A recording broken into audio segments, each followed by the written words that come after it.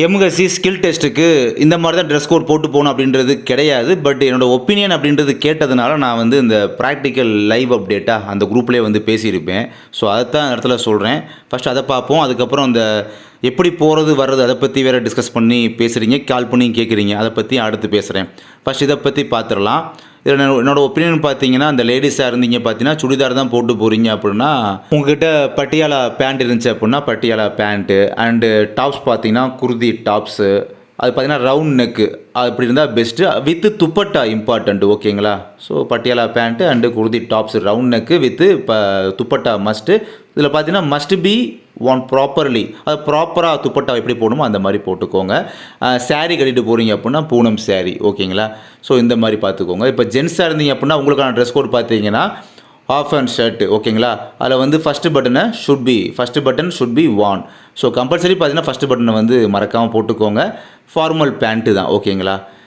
Gents ladies இப்போ நான் சொன்ன ட்ரெஸ் கலர் கோடு பார்த்தீங்கன்னா லைட் கலரு, ஓகேங்களா? அப்புறம் இந்த மெசேஜ் பார்த்தீங்கன்னா டிஸ்ட்ரிக்ட் அண்ட் தாலுக் கோட் குரூப்பில் வந்து பேசியிருப்பேன் மதியம் போல். இப்போ பஸ்ஸில் தான் போகிறீங்க அப்படின்னா, இப்போ மதுரையிலேருந்து பஸ்ஸில் போகிறேன் சென்னைக்கு, திருச்சியிலேருந்து சென்னை பஸ் ஏறி சென்னைக்கு போகிறேன் அப்படின்னா நீங்கள் வந்து செங்கல்பட்டு அந்த பஸ் ஸ்டாப்பு.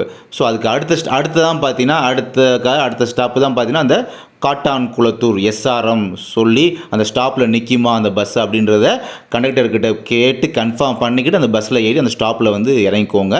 காட்டான்குளத்தூர் எஸ்ஆர்எம் சொல்லி இறக்கி விட்ருவாங்க, ஓகேங்களா? அதே சமயம் இப்போ ட்ரெயினில் தான் போகிறேன் சவுத் சைடில் இருந்து அப்படின்னா, இப்போ ராமேஸ்வரம் டு சென்னை ட்ரெயின் அப்படின்னா அங்கே பரமக்குடி, ராமநாதபுரம், மானாமதுரை, திருப்புவனம் இந்த மாதிரி பிளேஸ்லேருந்து பார்த்தீங்கன்னா ராமேஸ்வரம் டு சென்னை எக்ஸ்பிரஸில் வந்து போவாங்க. இப்போ மதுரை டு சென்னை அப்படின்னா மதுரை டு சென்னை அந்த எக்ஸ்பிரஸில் போவாங்க பார்த்தீங்களா? அவங்க வந்து அதில் போகிற சில எக்ஸ்பிரஸ் பார்த்தீங்கன்னா பெரும்பாலான எக்ஸ்பிரஸ் வந்து செங்கல்பட்டு வழியாக கண்டிப்பாக போகும்.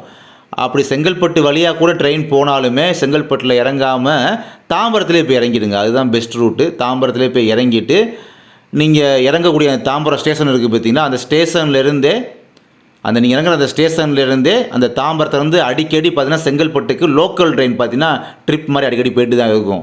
அப்படி தாம்பரத்துலேருந்து செங்கல்பட்டுக்கு போகிற லோக்கல் ட்ரெயினில் போகிற ஒரு ஸ்டேஷன் தான் பார்த்தீங்கன்னா பொத்தேரி அப்படின்ற ஸ்டேஷன், ரயில்வே ஸ்டேஷன் வந்து இறங்கிக்கோங்க. அந்த ஸ்டேஷன் இறங்கிட்டீங்க அப்படின்னா அங்கேருந்து ஒரு 300 மீட்டர் டிஸ்டன்ஸில் தான் பார்த்தீங்கன்னா வாக்கபிள் டிஸ்டன்ஸ் தான். ஸோ அங்கே தான் நம்ம எஸ்ஆர்எம் இன்ஸ்டியூட் ஆஃப் அந்த ஹோட்டல் மேனேஜ்மெண்ட் அப்படின்றது இருக்குது. அதே சமயம் இந்த ஈரோடு, சேலம் இங்கே உள்ளவங்களாம் பார்த்தீங்கன்னா பெரும்பாலும் இந்த கோயம்புத்தூர்லேருந்து அப்படி தான் கிளம்புவீங்க. கோயம்புத்தூர்லேருந்து ட்ரெயினில் போவீங்க. அப்படி ட்ரெயினில் போகிறீங்க அப்படின்னா சென்னை சென்ட்ரல் ஜங்ஷனில் போய் இறக்கி விடுவாங்க. ஜங்ஷனில் இறங்கணும் என்ன பண்ணுவீங்கன்னா, உங்களுக்கு பக்கத்துலேயே தான் பார்க் ரயில்வே ஸ்டேஷன் ஒன்று இருக்குது, ஓகேங்களா? பக்கத்துலேயே தான் கொஞ்சம் ஒரு பிரிட்ஜ் மாதிரி ஏறி இறங்கணும், அவ்வளோதான் நினைக்கிறேன், ஓகேங்களா? பக்கத்துலேயே பார்க் ரயில்வே ஸ்டேஷன் இருக்குது. நடந்து போகிற ஒரு தூரம் தான், அங்கே நடந்து போயிடுவீங்க. அந்த பார்க் ஸ்டேஷன்லேருந்து செங்கல்பட்டுக்கு லோக்கல் ட்ரெயின் இருக்குது.